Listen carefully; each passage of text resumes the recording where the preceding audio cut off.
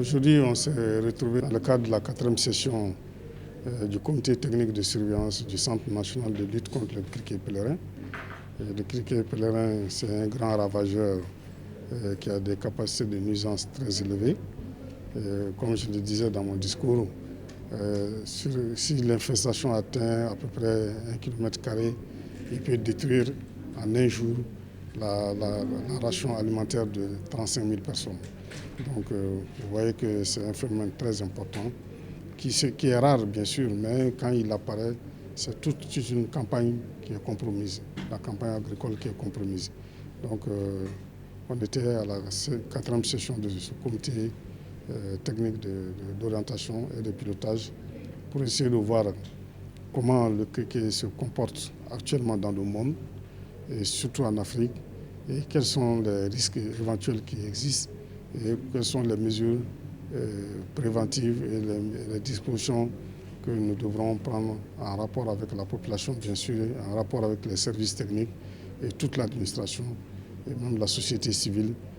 En cas d'invasion, quelles sont les dispositions pratiques à prendre. Bon, après la session, nous avons fait quelques recommandations à l'endroit du centre, la cellule de gestion qui est là, d'essayer de voir, en tout cas de trouver des alternatives d'utilisation de produits chimiques.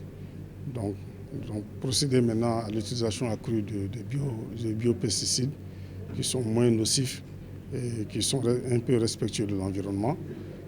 Là, c'est dans le souci d'avoir un développement durable comme la loi d'orientation le prône. Et deuxièmement aussi, de voir en termes de ressources humaines, en termes de ressources financières, comment essayer d'améliorer un peu les conditions d'évolution du centre.